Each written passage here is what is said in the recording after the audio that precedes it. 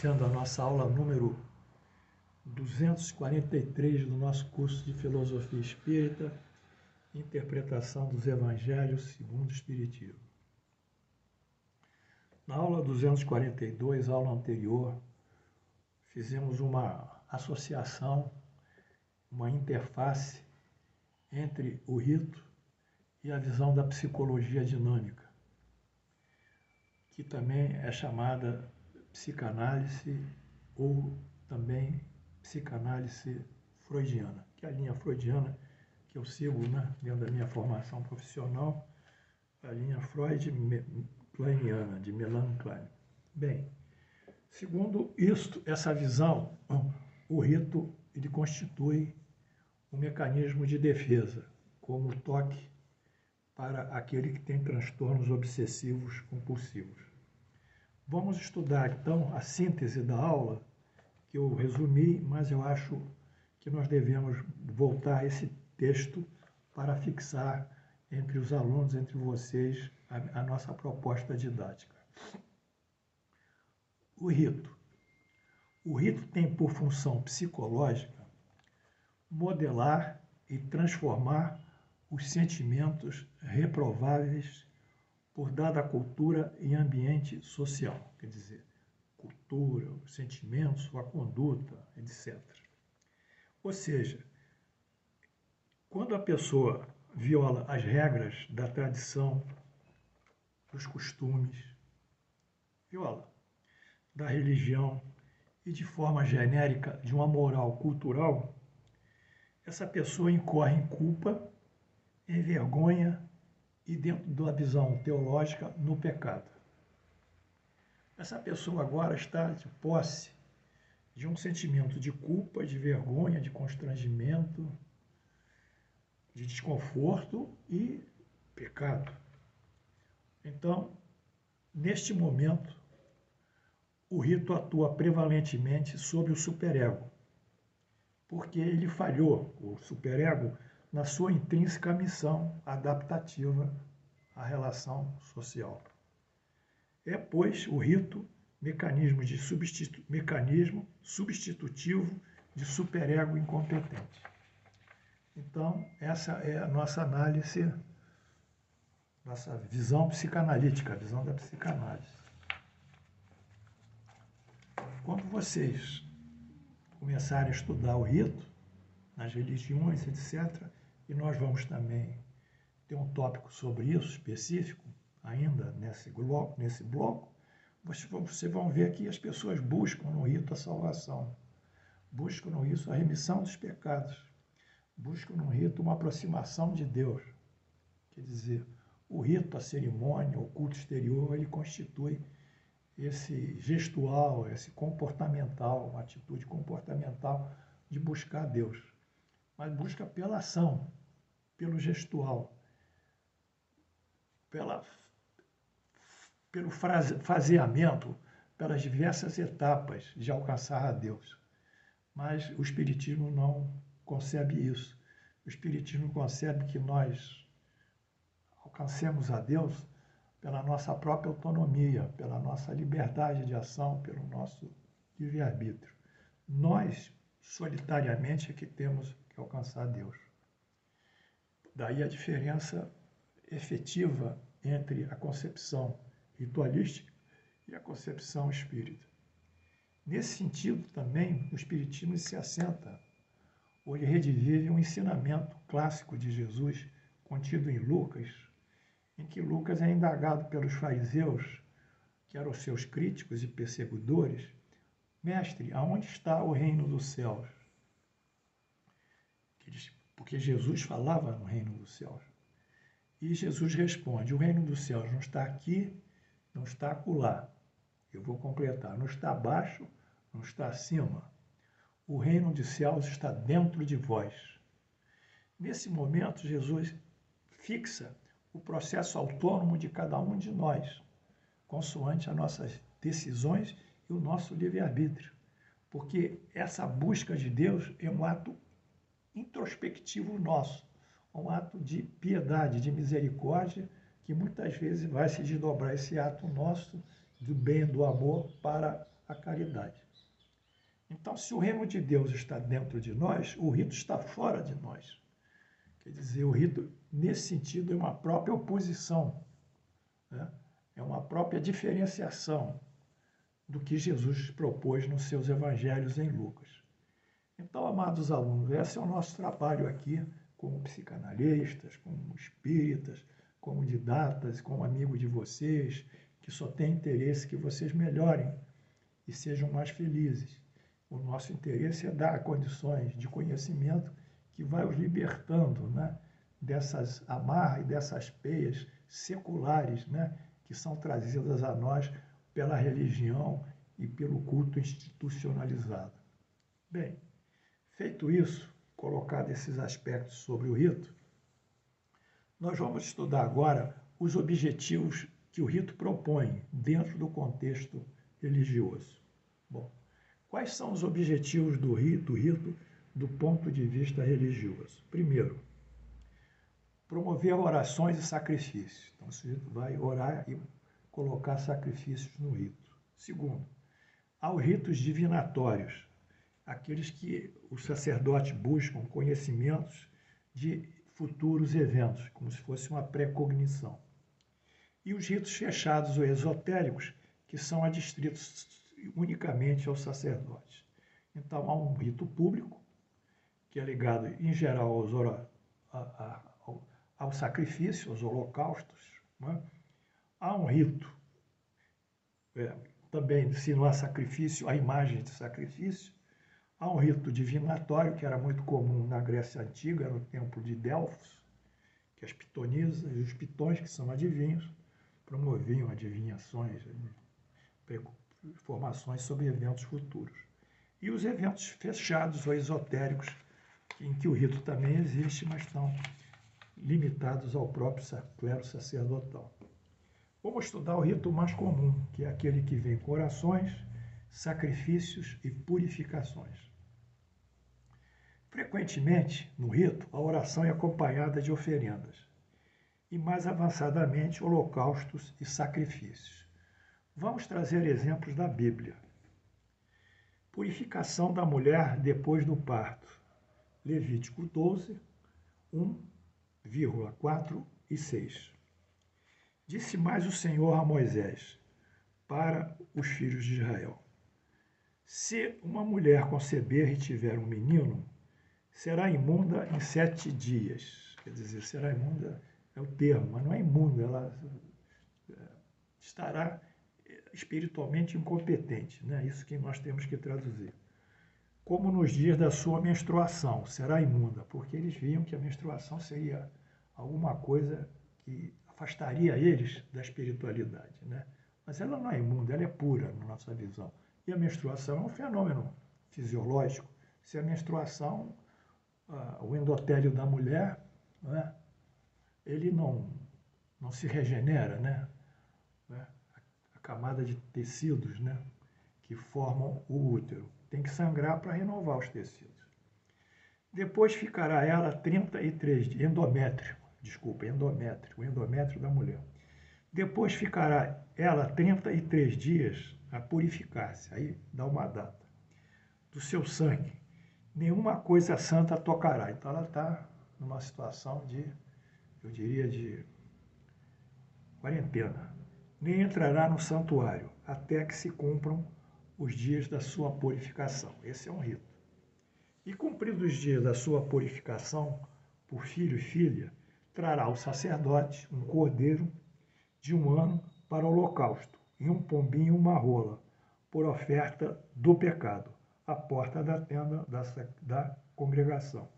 Então, esse rito da purificação da mulher, ele tem como origem o parto dela, né, que ela concebe, fica 7 dias isolada, mais ainda 33 dias não pode entrar em contato com a sua comunidade, e após vencidos os 33 dias, ela traz um cordeiro e oferece um holocausto no templo do sacerdote, junto ao templo. Vamos ver os comentários. O ritual obriga, sob condições espirituais, bênçãos, proteções para a mulher pós o parto. Esse é o seu objetivo, é deixar a mulher recuperar do parto, né? Entretanto, a purificação guarda conhecimento, sem eles saberem, com a obstetrícia de hoje, né? Que é de maior importância, que é o período chamado período puerperal. Ou seja, o período puerperal são 6 semanas que decorrem após o parto. Nesse período, o útero, que é um músculo, ele tinha se expandido para conter o feto, ele começa a evoluir e regride e assume o seu tamanho normal. E juntamente com os órgãos pélvicos, com as trompas, com o ovário, com os anexos uterinos, tudo entra num processo de involução, mas de adaptação à sua própria anatomia normal. Então, esse período puerperal é conhecido pela medicina e praticado. E aqui, sem saber, os sacerdotes judeus, ou saberiam de alguma maneira, eles criaram esse período puerperal, um sucedâneo dele, que é o rito. Interessante, né? Outro ponto também ainda referente às orações e ao sacrifício.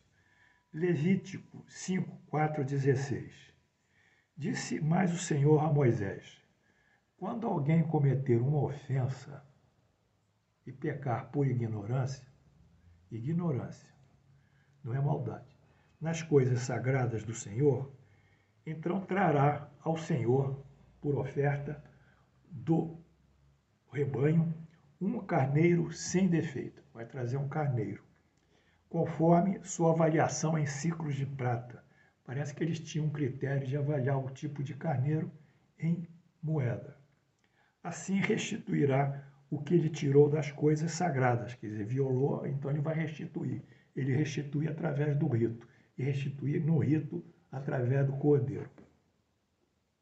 E ainda acrescentará 1/5, quer dizer, 20%, para o sacerdote. Então ele tem uma espécie de multa, ele é multado, né?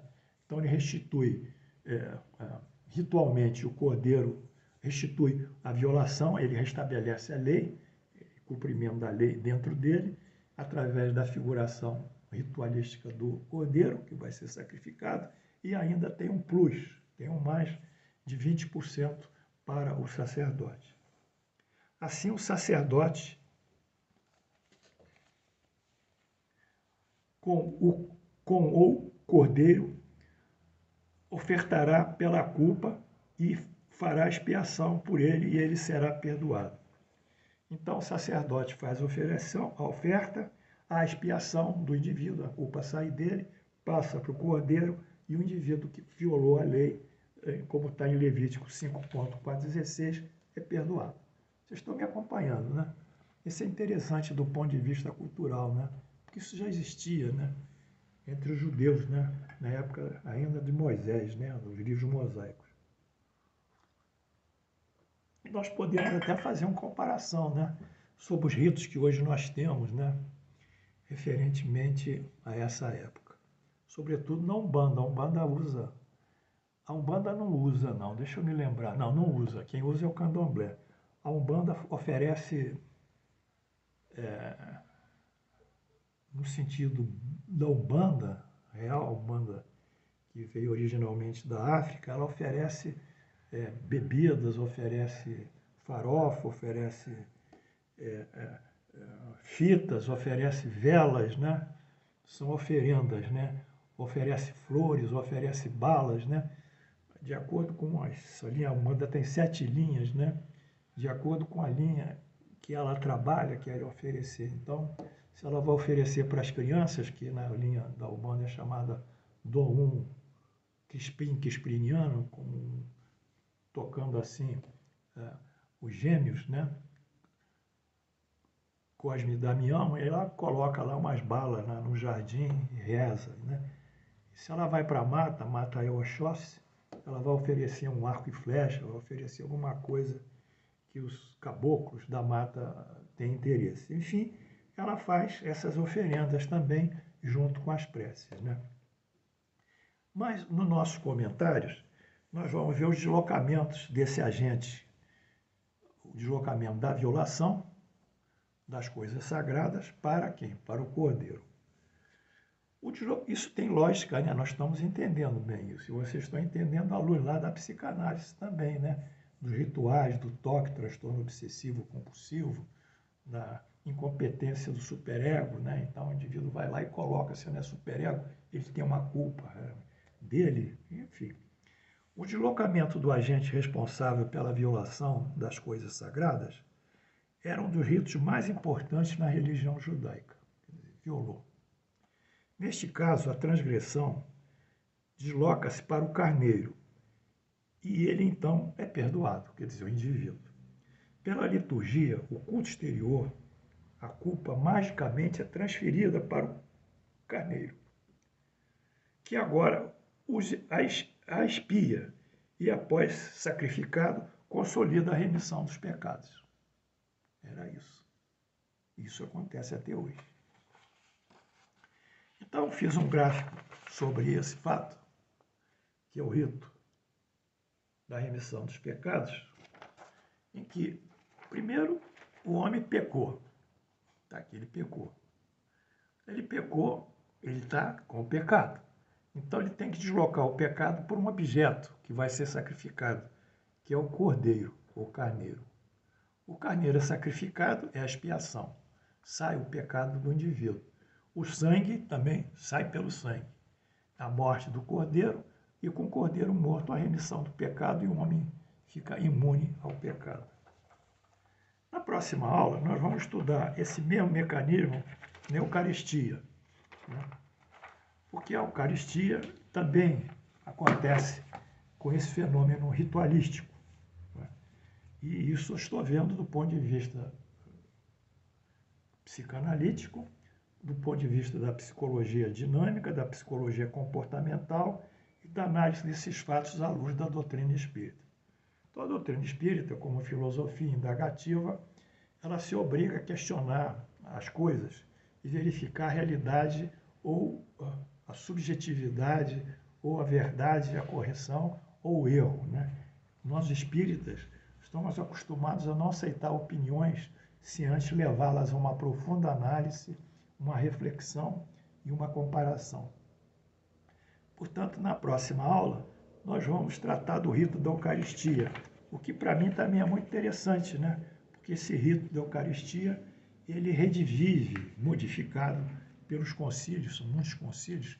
Um dos concílios que mais modificou o rito foi o Concílio de Trento, numa cidade perto da Áustria, e foi modificado por concílios e também por bulas papais, quer dizer, os textos que hoje são dados como bons, no sentido do rito da Eucaristia, eles não foram propostos originalmente por Jesus. Jesus não propôs isso, né? Há um texto em Jesus que nós vamos ver que ele diz que ele levanta o vinho, o corpo, um pão e diz, esse é meu corpo. E levanta uma taça de vinho, esse é meu sangue. Lembrai-vos de mim e celebrai-vos em minha memória esse rito, né? Isso foi ele que disse, mas isso tem uma outra expressão, segundo a doutrina espírita e segundo a nossa análise, e que prazerosamente nós vamos ver, porque a nossa função é essa, é dar a vocês conhecimento, entendimento das coisas, saber por que elas existem, saber qual é a finalidade delas e saber aonde elas vão se movimentar, qual é o futuro delas, não é? A doutrina espírita é clara, ela coloca isso. A origem das coisas, o saber das coisas, o porquê das coisas, a finalidade das coisas e o futuro das coisas. Quer dizer, de nossa existência como espíritos aqui na Terra, o que nós estamos fazendo aqui na Terra? Essa é a grande indagação da doutrina espírita. Qual é o nosso propósito de vir à Terra como espíritos? Qual é o nosso futuro na Terra como espíritos? Qual é o nosso futuro após desencarnarmos como espíritos? Quais são as normas divinas que regulam o nosso comportamento moral na Terra? Qual a nossa obrigação para com o próximo, no sentido de sermos solidários, fraternos, igualitários e praticarmos a caridade ao próximo? Qual é essa grande representação existencial nossa, existencial espiritual? É isso que o Espiritismo coloca. Ele não coloca a religião. Ele nunca colocou. Allan Kardec tem trabalhos clássicos aí que eu já falei. De toda forma, eu agradeço a atenção de vocês Espero mais uma vez que vocês estejam gostando da aula e nós vamos caminhar. Enquanto a pandemia está andando, nós vamos avançando mais além da pandemia com o trabalho de ajudar vocês a refletirem e terem maiores conhecimentos sobre a sua vida e os rumos de felicidade que vocês possam alcançar. Que Deus e Jesus nos abençoe.